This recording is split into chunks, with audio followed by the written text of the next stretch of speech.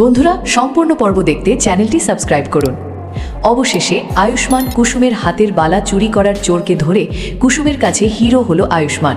সবার সামনে সেই লোকটাকে শক্ত করে চেপে ধরে আয়ুষ্মান বলল, এবার বল, কে তোকে পাঠিয়েছে? ভয়ে কাঁপতে থাকা লোকটা প্রথমে কিছু বলতে চাইছিল না, কিন্তু আয়ুষ্মানের চোখের দিকে তাকিয়ে শেষ পর্যন্ত ভেঙে পড়ল। এই দৃশ্য দেখে কুসুমের চোখে জল চলে আসে। তার কাছে সত্যি হিরো হয়ে উঠল আয়ুষ্মান।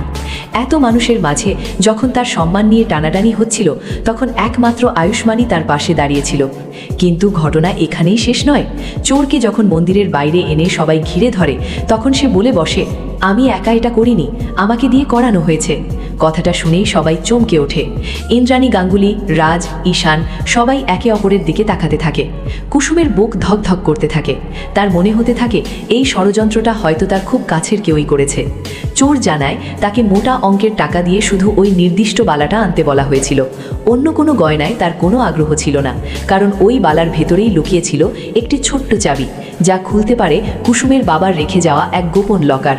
এই কথা শুনে কুসুম যেন আকাশ থেকে পড়ে। সে কোনোদিনই জানতো না তার বাবার রেখে যাওয়া এমন কোনো গোপন সম্পদ বা রহস্য আছে।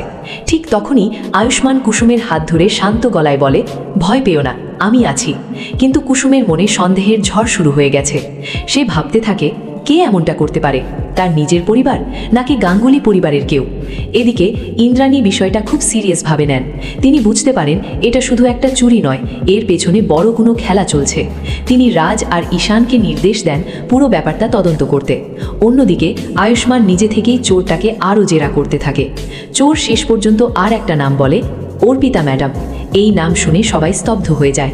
অর্পিতা, যে কিনা গাঙ্গুলি কোম্পানির এক বিশ্বস্ত কর্মী, সে কি সত্যি এই চক্রান্তের সাথে জড়িত, নাকি কেউ তার নাম ব্যবহার করছে? কুসুমের মাথা ঘুরতে থাকে। সে অর্পিতাকে বিশ্বাস করত, কিন্তু এখন সব কিছুই যেন সন্দেহজনক লাগছে। ঠিক তখনই নতুন টুইস্ট আসে। জেলের ভেতর থেকে দেবলীনা এই পুরো প্ল্যানটা চালাচ্ছে। অর্পিতাকে সে ব্যবহার করছে নিজের প্রতিশোধ নেওয়ার জন্য। রাতের বেলা কুসুম একা বসে সবকিছু ভাবছিল। হঠাৎ সে খেয়াল করে তার বালার ভেতরে লুকানো সেই চাবির কথা সে আগে কখনো জানতো না। তাহলে এই তথ্য দেবলীনা পেল কিভাবে?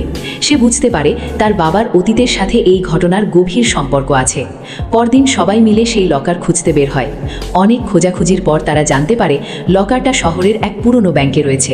সেখানে গিয়ে যখন তারা লকার খোলে, তখন ভেতরে পায় কিছু পুরনো কাগজপত্র, ভিডিও রেকর্ডিং আর কিছু প্রমাণ, যা দেখায় কুসুমের বাবাকে একসময় ফাঁসানো হয়েছিল একটা বড় আর্থিক কেলেঙ্কারিতে। আর সেই ষড়যন্ত্রের সাথে জড়িত ছিল দেবলীনার পরিবার। এই সত্য সামনে আসতেই কুসুমের চোখ দিয়ে অঝরে জল পড়তে থাকে। সে বুঝতে পারে এতদিন ধরে তার পরিবার অন্যায়ের শিকার হয়েছে, আর দেবলীনা সেই অন্যায় ঢাকতেই আজ এত বড় খেলায় নেমেছে। এদিকে অর্পিতাকে ধরে এনে জিজ্ঞাসাবাদ করা হলে সে ভেঙে পড়ে। সে জানায় দেবলীনা তাকে ব্ল্যাকমেইল করেছিল, তার পরিবারের ক্ষতি করার হুমকি দিয়েছিল, তাই বাধ্য হয়েই সে এই কাজ করেছে। ইন্দ্রাণী সব শুনে গভীরভাবে চিন্তা করেন। তিনি বুঝতে পারেন এটা শুধু বর্তমানের নয়, এটা বহু বছর পুরনো প্রতিশোধের খেলা। তিনি কুসুমের দিকে তাকিয়ে বলেন, এবার সময় এসেছে সব সত্যি সামনে আনার। কুসুম চোখ মুছে দৃঢ় গলায় বলে, আমি পিছিয়ে যাব না, আমার বাবার সম্মান ফিরিয়ে আনবই। আয়ুষ্মান তার পাশে দাঁড়িয়ে বলে, এই লড়াইয়ে তুমি একা নও।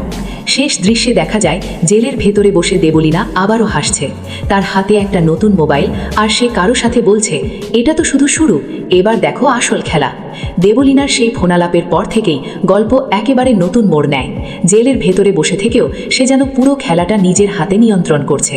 তার নতুন টার্গেট কুসুমের সেই লকারের প্রমাণগুলো ধ্বংস করা, কারণ ওই প্রমাণ একবার কোর্টে পৌঁছে গেলে শুধু দেবলীনা নয়, তার পুরো পরিবারের পুরনো অপরাধ ফাঁস হয়ে যাবে।